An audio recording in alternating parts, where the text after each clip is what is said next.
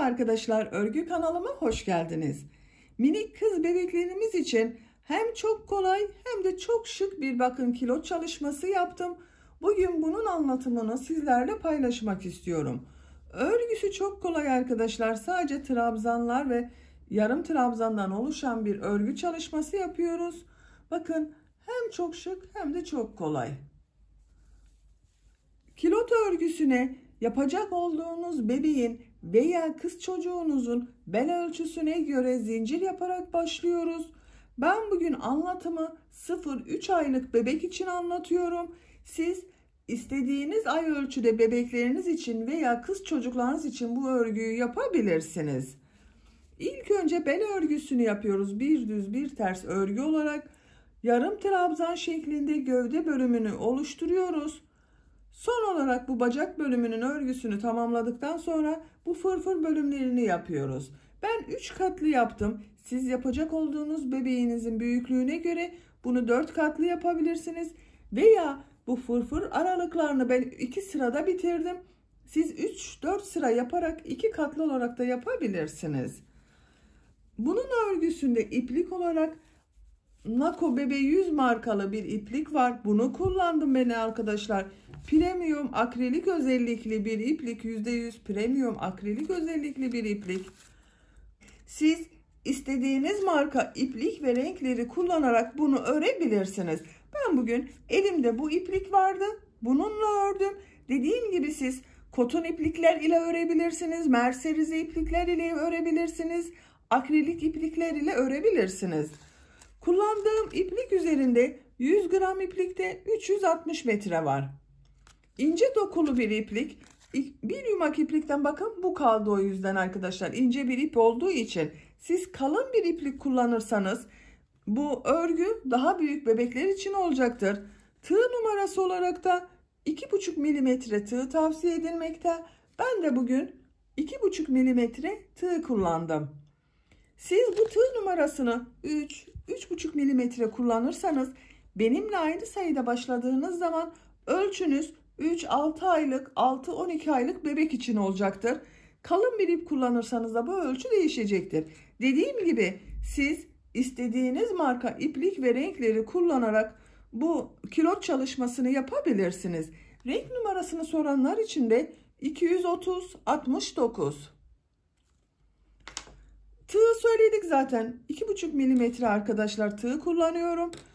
Kurdele yaptım bakın bel örgüsünün buraya. Siz bunu yapsanız da olur, yapmasanız da olur. Veya örgünün ters tarafından ince bebek lastiklerinden takabilirsiniz. Bel örgüsü esnek oldu zaten arkadaşlar. Bakın bebeğin belinde rahat duracaktır. Ben biraz daha şık olsun diye kurdele yapmayı tercih ettim. Bu şekilde bakın. Ölçülerini de söylüyorum arkadaşlar. Örgüye başlamadan önce fikriniz olsun. Buradan genişliğini ölçüyorum. Bakın bu şekilde 19 santimetre esniyor. O zaman 20 santimetre oluyor bakın. Yüksekliğini ölçüyorum. Yan bölümünü ölçüyorum. 11 santimetre. Orta noktayı ölçüyorum. A ortasına kadar olan yükseklik 16 santimetre. Bu ölçüde 0-3 aylık bebek için güzel bir ölçü oldu. Hazırsanız hep birlikte bu güzel örgümüze başlayalım. Örgü kanalıma abone değilseniz abone olmayı unutmayın lütfen. Örgü kanalıma abone olmak ücretsiz. Örgü kanalıma ücretsiz abone olup orada bulunan zil şeklinde dokunarak açık yaparsanız kanalıma video yüklediğim zaman ilk önce size bildirim gelir. Örgülerimden herkesten önce sizin haberiniz olur. İzlediğiniz videolarıma beğeni ve yorumlarınızı da yaparsanız çok sevinirim arkadaşlar. Hepinize kolay gelsin. İyi çalışmalar.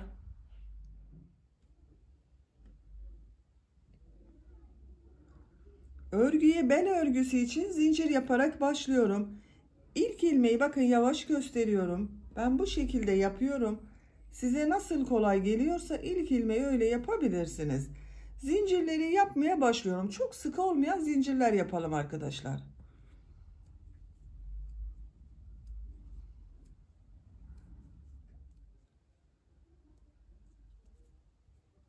90 zincir yaptım. Çok sıkı yapmadım zincirleri bakın. Bu sırada bu zincirler üzerine trabzan yapacağız. 90 zincirin kaç santimetre olduğunu ölçüyorum.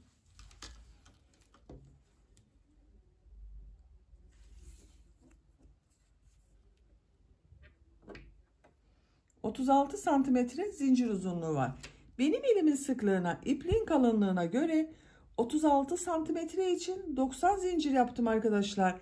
Siz kullandığınız ipliğin kalınlığına, tığ numarasına ve el sıklığına göre 36 santimetre için daha fazla zincir yapmanız da gerekebilir, daha az zincir yapmanız da gerekebilir.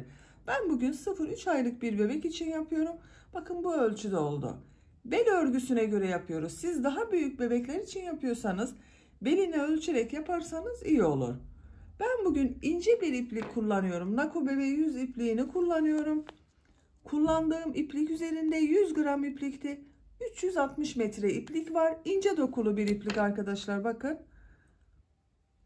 Tığ olarak da 2,5 milimetre tığ kullanıyorum.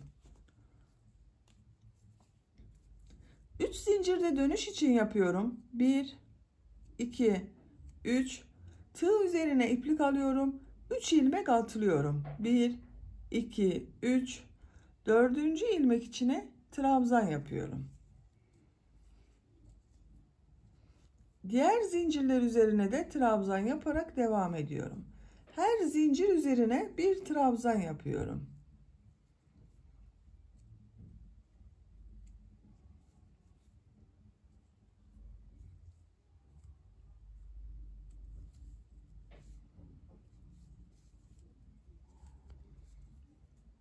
Zincirler üzerine trabzanlar yaparak sıra sonuna kadar devam edelim. Zincirler üzerine trabzan yaparak sıra sonuna kadar tamamladım.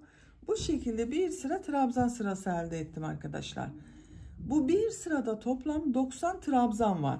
Bu 3 ilmek atlayarak yaptığımda bir trabzan oluyor. Bununla birlikte 90 trabzan var. Bu 90 trabzanın tekrar ölçelim kaç santimetre olduğunu.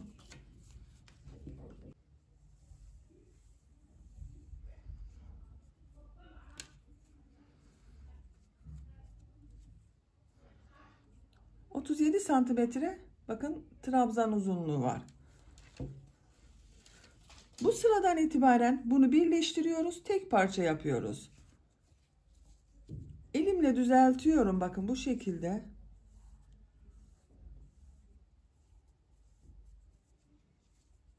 İlk yaptığım burada bir ilmek var. Bakın 3 ilmek atlayarak yaptığım ilmeğin bu 3. ilmek üzerine tığ takıyorum. İlmek kaydırma yaparak sırayı birleştiriyorum. Bakın yuvarlak oldu arkadaşlar. 2 zincir yapıyorum. İkinci sıradayız. Bu sırada bu yaptığım trabzanları bir düz bir ters boşluklardan alarak trabzan yapıyorum. İlk gördüğüm bu trabzanı bakın tığı boşluğa takıyorum. Trabzan yapıyorum.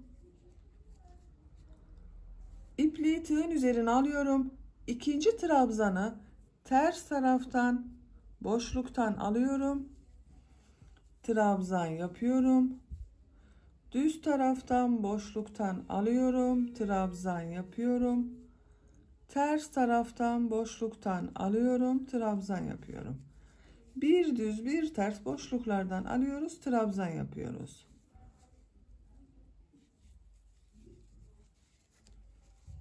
Bu şekilde bakın bir görüntü elde ediyoruz. Sıra sonuna kadar devam edelim. Trabzanları bir düz bir ters boşluktan alıp trabzan yaptım. Sıra sonuna kadar tamamladım. Son ilmek ile ilk yaptığım bu ilmeği ilmek kaydırma yaparak sırayı birleştiriyorum. Bakın bu şekilde yapıyorum. Sıra başında yaptığım bu 2 zincirde ters tarafta görünen trabzan oldu. Düz taraftan boşluktan alarak trabzan ile başladım. Sıra sonunda da düz taraftan boşluktan aldım, trabzan yaptım. Bu 2 zincirde ters tarafta görünen trabzan oldu. 2 zincir yapıyorum. Bu sırada bu trabzanları nasıl görüyorsan o şekilde boşluktan alarak trabzan yapacağız. İlk bakın düz görüyorum. Düz taraftan boşluktan alıyorum, trabzan yapıyorum. Ters tarafta görüyorum. Ters taraftan boşluktan alıyorum, trabzan yapıyorum. Düz tarafta görüyorum. Düz taraftan boşluktan alıyorum. Trabzan yapıyorum.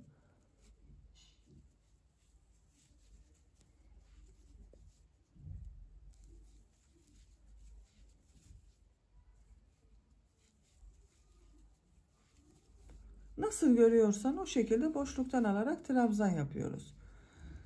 Birinci sırada yaptığımız bu trabzan sırasında bulunan, bakın burada açıklık var.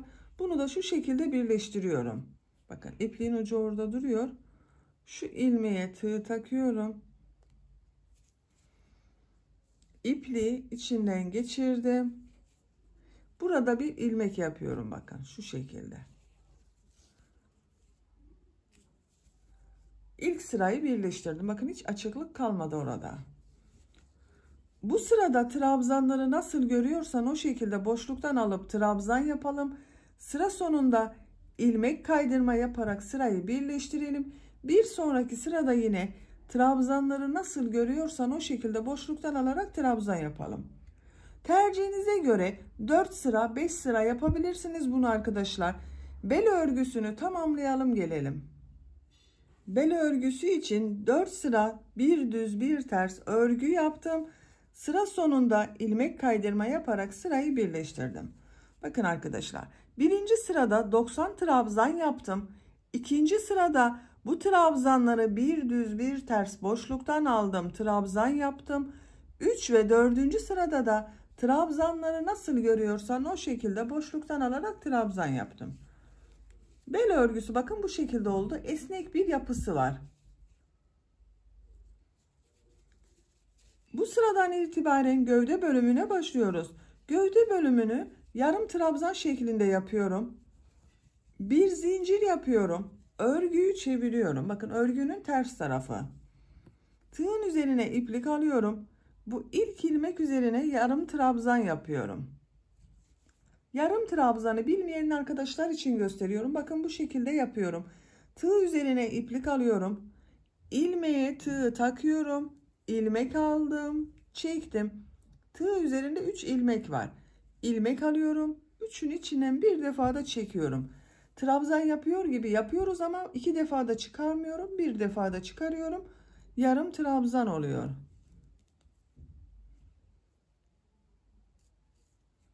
Bu şekilde bakın.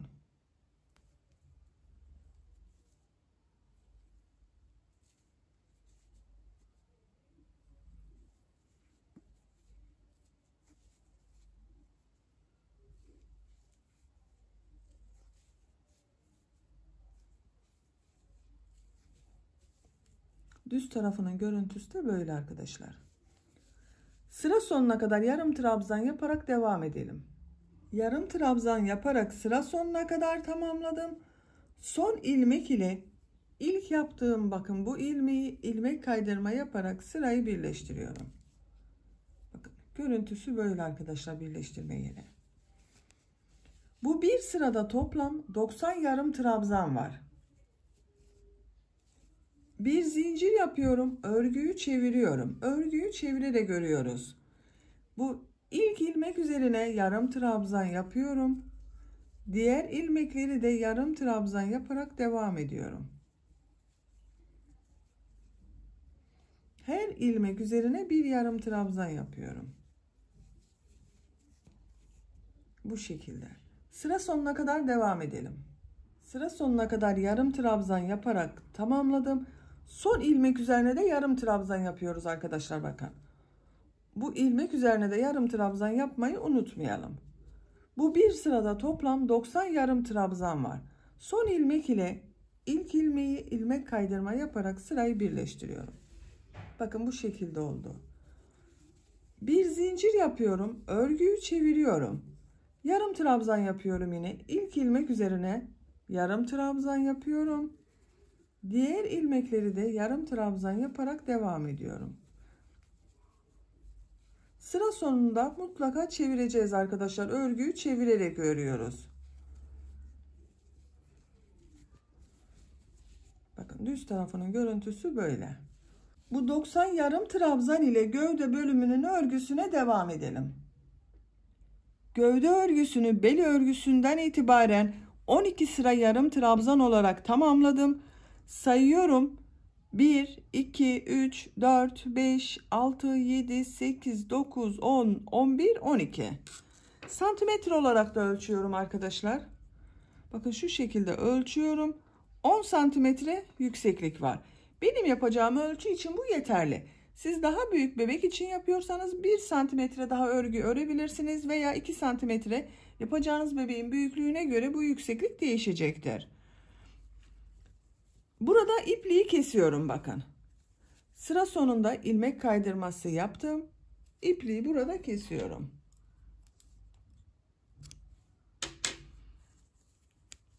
Bu sıradan itibaren bacak bölümlerini öreceğiz arkadaşlar. Onları işaretlemek için sayıyorum. Bu bir sırada toplam 90 yarım trabzan var. Arka ortayı buluyorum. Bakın bu birleşim yaptığımız yer arka orta olacak. Arka bölüm için 34 yarım trabzan gerekiyor bana. Buradan sayıyorum bakın. 1, 2, 3, 4, 5, 6, 7, 8, 9, 10, 11, 12, 13, 14, 15, 16, 17. 17.'ye işareti takıyorum.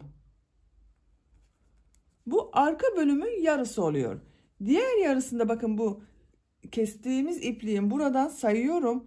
2, 4, 6, 8, 10, 12, 14, 16, 17.'ye de işaret takıyorum. Arka bölümü yapacağımız yeri işaretledik. Şimdi ön bölüm için işaret yapalım.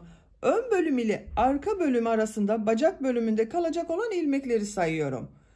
2, 4, 6, 8, 10, 12, 14, 15. 16.'ya işaret yapıyorum. Bakın bu iki bölüm ön bölüm ile bacak bölümü arasında olacak yer boşluk arkadaşlar. Bu işareti yaptığım yerden itibaren sayıyorum. 2, 4, 6, 8, 10, 12, 14, 16, 18, 20, 22, 24, 26. 26.'ya da işaret yapıyorum. Bu arada bulunan bakın iki işaret arasında olan işaret de içinde 26 ilmek ön bölüm için olacak. İki arada kalanı sayıyorum bakın. 2, 4, 6, 8, 10, 12, 14, 15. Bu iki arada da 15 ilmek kaldı. Burada da 15 ilmek kaldı. Şöyle bir kontrol edelim. Bakın bu sarı ile yaptıklarım ön bölümün işaret yerleri. Yeşil renk ile yaptıklarım arka bölümün işaret yerleri. İlk önce arka bölümün örgüsünü örelim. Arka bölümle başlıyorum. Bakın örgünün geliş yönüne bakıyorum. Ters taraftan yapmam gerekiyor. Bu yeşil ile işaret yaptığım bu ilmekten bir defa ilmek yapıyorum. Bir zincir yaptım. Tığın üzerine iplik alıyorum. Aynı ilmeğe yarım trabzan yapıyorum. Diğer ilmekleri de yarım trabzan yaparak devam ediyorum.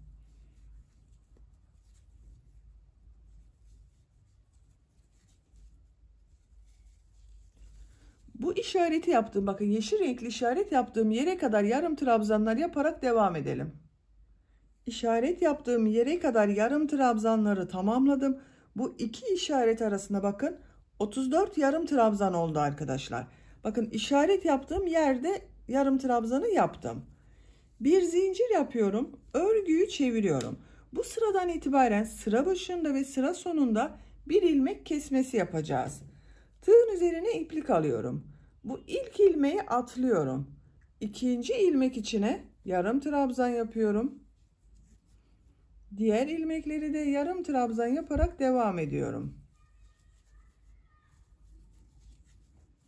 Sıra sonunda 2 ilmek kalasıya kadar devam edelim. Yarım trabzanlar yaparak sıra sonuna kadar tamamladım. Sıra sonunda 2 ilmek kaldı. 1, 2. Burada yarım trabzan kesmesi yapıyorum. Tığın üzerine iplik alıyorum. İlmeğe tığı taktım, ilmek aldım, bekletiyorum, çıkarmıyorum.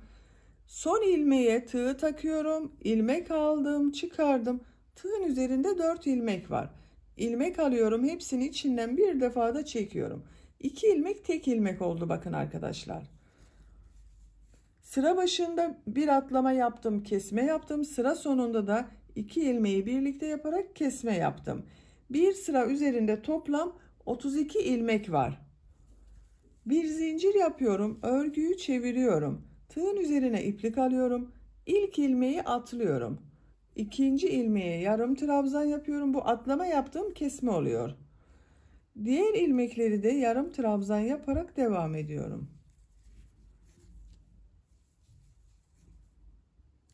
Sıra sonunda bakın burada 2 ilmek kalasıya kadar devam edelim. Sıra sonuna kadar yarım trabzan yaptım. Bakın burada 2 ilmek kaldı. 1 2. Bu 2 ilmeği tek ilmek yapıyorum. Tığın üzerine iplik alıyorum. İlmekten ilmek aldım, bekletiyorum. Son ilmeğe tığ takıyorum. İlmek aldım, bekletiyorum. Tığın üzerinde 4 ilmek var. Hepsinin içinden bir defa da çekiyorum. Sıra başında bir kesme yaptım. Sıra sonunda bir kesme yaptım. Bir sıra üzerinde toplam 30 ilmek var arkadaşlar. Bir zincir yapıyorum. Örgüyü çeviriyorum. İlk ilmeği atlıyorum. İkinci ilmek içine yarım trabzan yapıyorum. Yarım trabzanlar yaparak sıra sonunda 2 ilmek kalasıya kadar devam edelim. Sıra sonunda kesmeyi bir defa daha göstermek istiyorum. Sıra sonuna kadar tamamladım. Sıra sonunda 2 ilmek kaldı. 1 2. Tığın üzerine iplik alıyorum. Yarım trabzan kesmesi yapıyorum.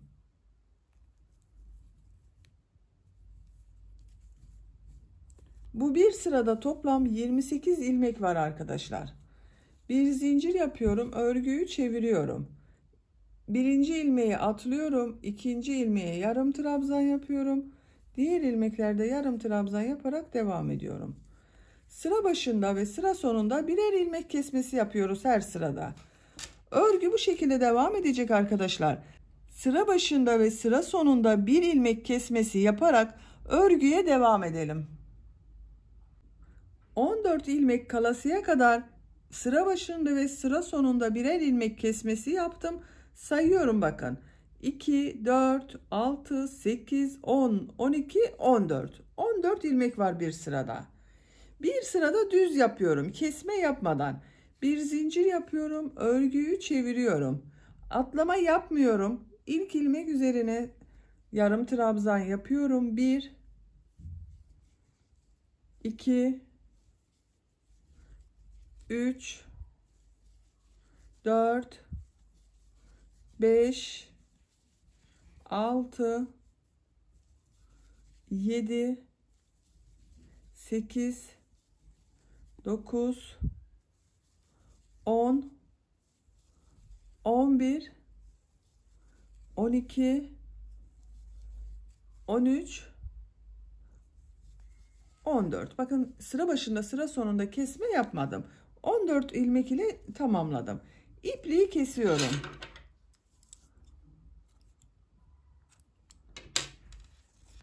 Arka bölümün örgüsünü bitirdim.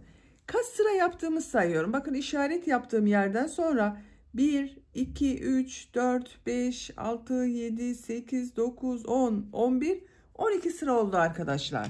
Şimdi ön bölümü yapalım. Ön bölümde de yine sıra başında sıra sonunda kesmeler yapacağız.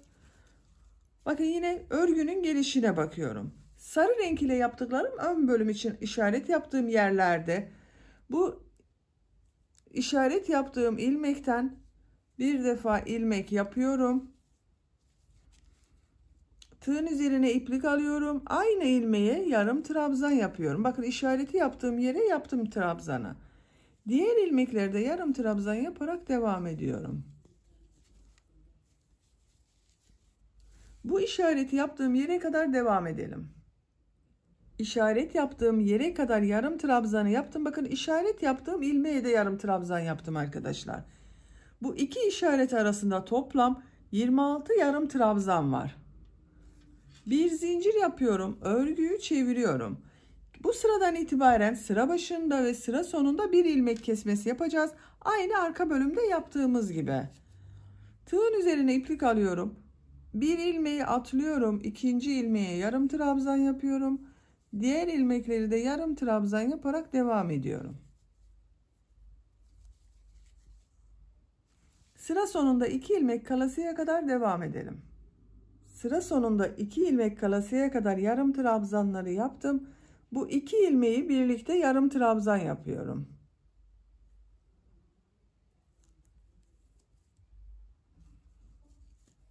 Bakın 2 ilmeği tek ilmek yaptık.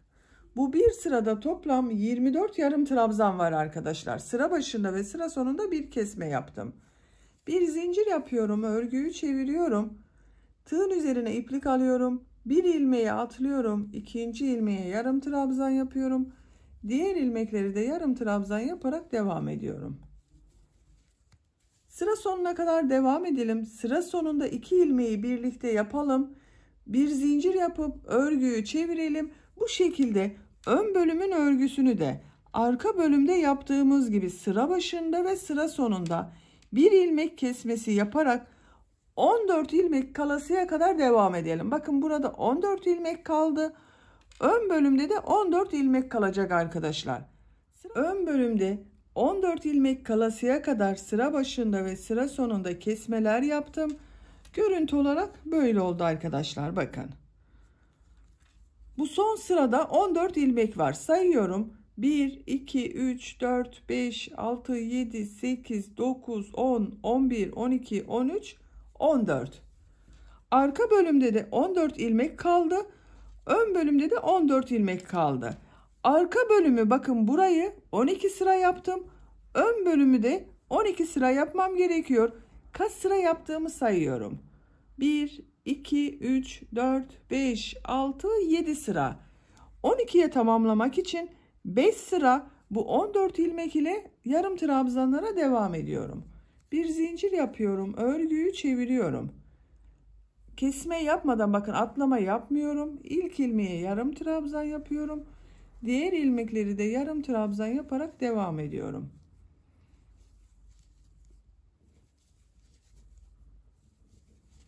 Her ilmeğe bir yarım trabzan yapıyorum. Sıra sonuna kadar devam edelim.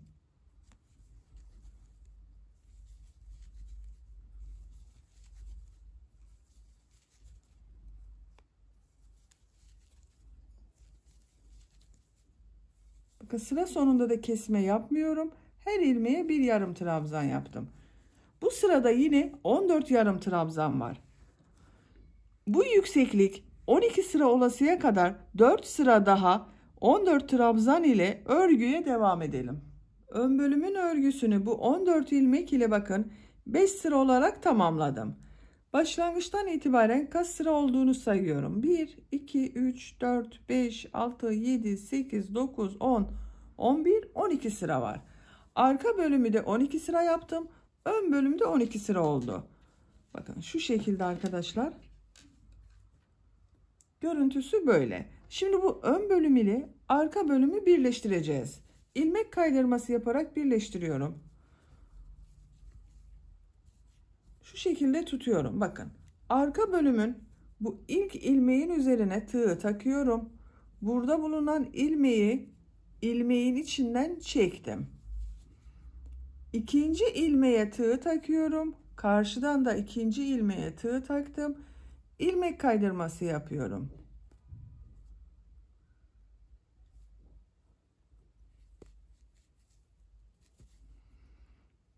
Bakın karşılıklı ilmek kaydırması yapıyorum. İlmeğe tığ takıyorum. Karşıdan da ilmeğe tığ taktım. İlmek aldım. Çektim. Tığın üzerinde bulunan ilmekten de çekiyorum. 14 ilmek var zaten. 14 ilmek kaydırması yapıyoruz.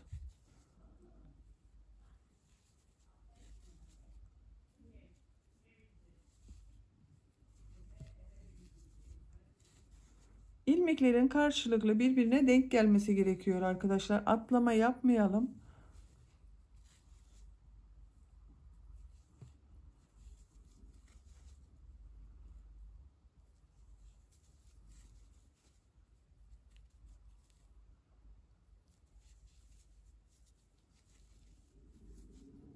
Son ilmekleri yapıyorum.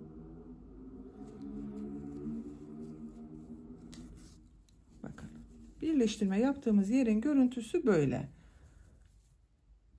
Orta bölümün görüntüsü böyle arkadaşlar. Şimdi bacak örgülerini yapalım. Bu bacak örgülerinin çevresinden bir sıra sık iğne yapıyorum. Bakın ipliği kesmedim. Burada bekletiyorum. Örgünün düz tarafındayım. Bir zincir yapıyorum. Sık iğne yapıyorum. Gördüğüm ilmekler üzerine sık iğne yapıyorum. Her sırada bakın bir ilmek var arkadaşlar.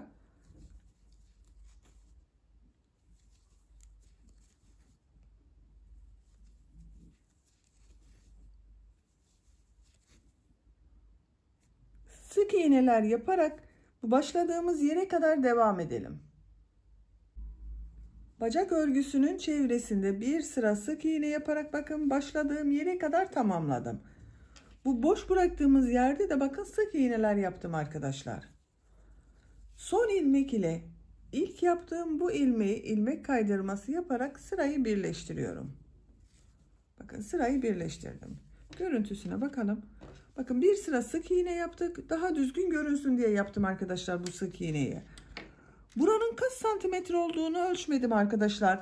Yorumlardan bazı arkadaşlar ölçmem gerektiğini söylüyorlar. Bakın şu şekilde ölçüyorum. 8 santimetre. Kesme yaptığımız yer 8 santimetre.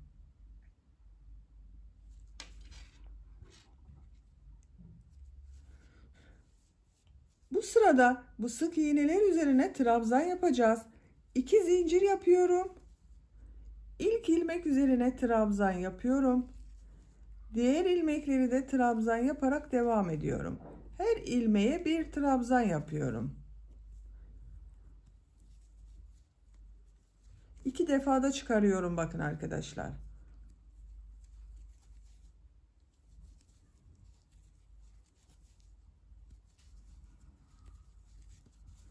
Bu şekilde trabzanlar yapıyoruz. Sıra sonuna kadar devam edelim. Trabzan sırası yaparak sıra sonuna kadar tamamladım. Son ilmek ile ilk ilmeği ilmek kaydırması yaparak sırayı birleştiriyorum bakın. Bakın trabzan sırasını yaptığımız zaman görüntüsü böyle oldu.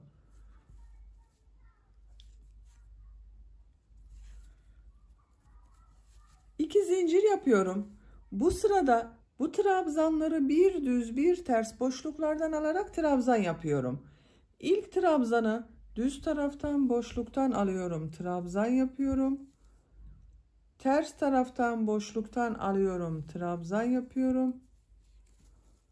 Düz taraftan boşluktan alıyorum, trabzan yapıyorum.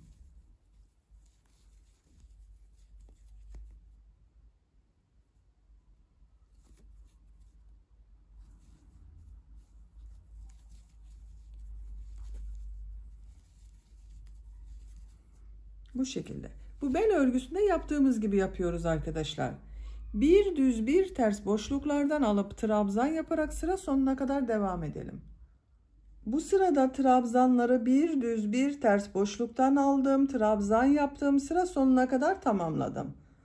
Son trabzanda bakın düz taraftan boşluktan alıp trabzan yaptım. Bu ilmek ile ilk yaptığım ilmeği ilmek kaydırma yaparak sırayı birleştiriyorum. Sıra başında yaptığım bu iki zincirde ters tarafta görünen trabzan oldu bakın. Bacak örgüsünün görüntüsüne bakalım. Bakın bu şekilde arkadaşlar. 2 zincir yapıyorum. Bu sırada bu yaptığım trabzanları nasıl görüyorsam o şekilde boşluktan alarak trabzan yapıyorum. Düz tarafta görüyorum. Düz taraftan boşluktan alıyorum. Trabzan yapıyorum. Ters tarafta görüyorum. Ters taraftan boşluktan alıp trabzan yapıyorum. Bir düz bir ters boşluklardan alarak trabzan yapıyoruz.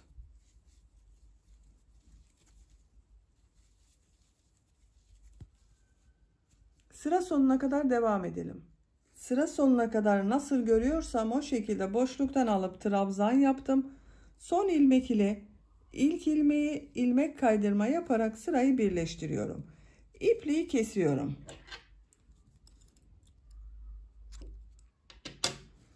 Bir bacak örgüsünü bakın böylece tamamlamış olduk arkadaşlar. Şöyle ön bölümden bakalım. Bu şekilde Bir sıra sık iğne yaptım. Sık iğnenin üzerine bir sıra trabzan yaptım. İkinci sırada trabzanları bir düz bir ters boşluktan alıp trabzan yaptım. Bir sırada nasıl görüyorsam o şekilde boşluktan alarak trabzan yaptım. Bir bacak örgüsünü tamamladık.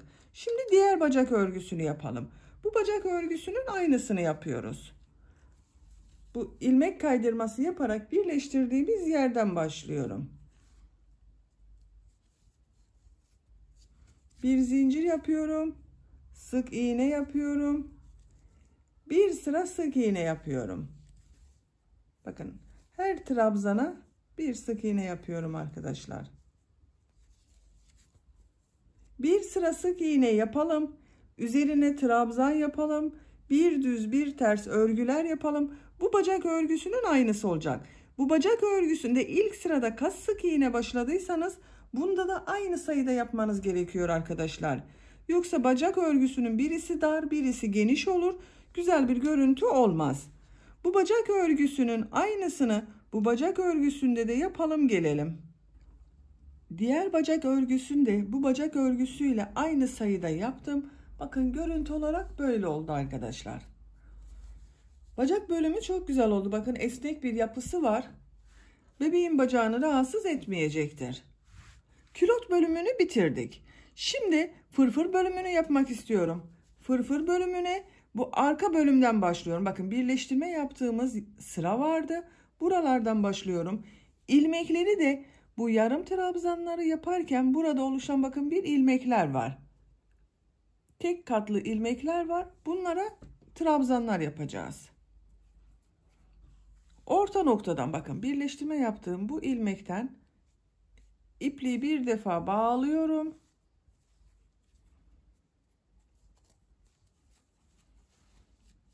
Şu şekilde bakın katladığınız zaman görünüyor zaten ilmekler arkadaşlar. Birer ilmek görünüyor. Bağladığım ilmekten bir ilmek yapıyorum. 3 zincir yapıyorum. Aynı ilmek içine 2 trabzan yapıyorum. 1 2. İkinci ilmek üzerine de 2 trabzan yapıyorum. 1 2. Bakın ilmekler şu şekilde arkadaşlar. Tek ilmeği alıyoruz. Bu ilmek üzerine 3 trabzan yapıyorum. 1 2 3. Diğer ilmek üzerine 2 trabzan yapıyorum. 1 2. Diğer ilmek üzerine 3 trabzan yapıyorum. 1 2 3. Bakın. Şu şekilde şu gördüğümüz ilmekleri yapıyoruz. Bir ilmeğe 3 trabzan, bir ilmeğe 2 trabzan, 3 trabzan, 2 trabzan, 3 trabzan yapıyorum. Bu şekilde sıra sonuna kadar devam edelim. İlmekler üzerine trabzanlar yaparak sıra sonuna kadar tamamladım. Son yaptığım ilmek ile sıra başında yaptığım ilmeği ilmek kaydırma yaparak sırayı birleştiriyorum. Bakın arkadaşlar. Bu şekilde fırfırlı bir bölüm elde ettik. Bu sırada bir ilmeğe 2 trabzan yaptım. Bir ilmeğe 3 trabzan yaptım. Bu şekli elde ettik arkadaşlar. İkinci sıradayız. İkinci sırada her ilmek üzerine bir trabzan yapıyorum. 2 zincir yapıyorum. İlmekler üzerine birer defa trabzan yapıyorum. Her ilmek üzerine bir trabzan yapıyorum.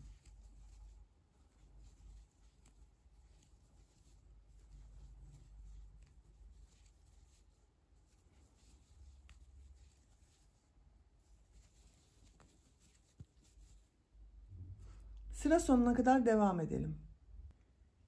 Trabzan sırası yaparak sıra sonuna kadar tamamladım. Son ilmek ile İlk ilmeği ilmek kaydırması yaparak bakın birleştiriyorum. İpliği kesiyorum.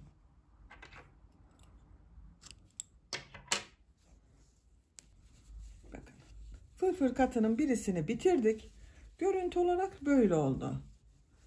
Siz isterseniz böyle de kullanabilirsiniz ama ben bugün kat kat yapmak istiyorum. İkinci katı nereden yapacağıma bakıyorum arkadaşlar. Bakın 1, 2, 3 sıra atlıyorum. Dördüncü sıraya bakın buraya ikinci katı yapıyorum. Yerlerini işaretleyelim isterseniz. Buradan da sayıyorum. 1, 2, 3 sıra atlıyorum. Dördüncü sıraya üçüncü katı yapacağız. Şu şekilde yerlerini belirledik. Siz daha büyük bebekler için yapıyorsanız bu trabzan sırasını üçer sıra yapabilirsiniz. 3 katlı yapabilirsiniz. 4 katlı yapabilirsiniz. Bakın şu şekilde düzgün geliyor. Tam üzerine denk geliyor. Buradan ikinci kata başlıyorum arkadaşlar.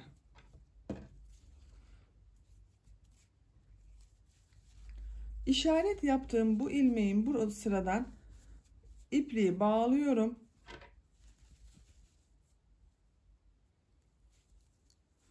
İşareti çıkarıyorum.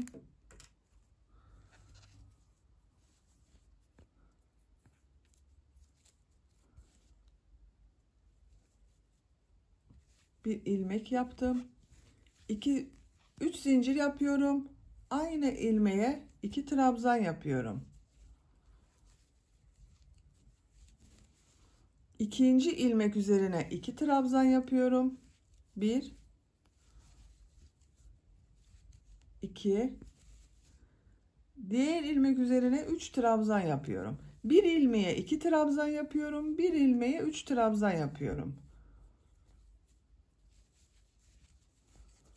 Bu ilmek üzerine de 2 trabzan yapıyorum. Bu şekilde. Sıra sonuna kadar yapalım. İlmek kaydırması yapalım. Birleştirelim.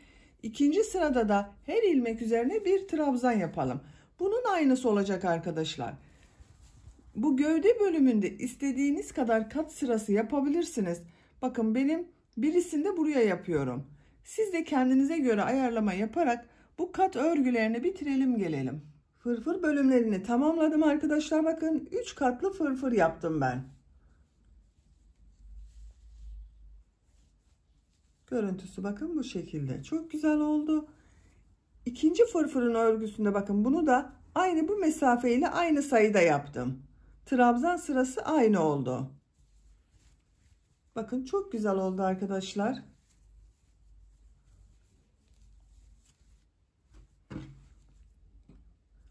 Bel örgüsünün buraya da kurdale taktım ben. Siz isterseniz ince bir lastik de takabilirsiniz.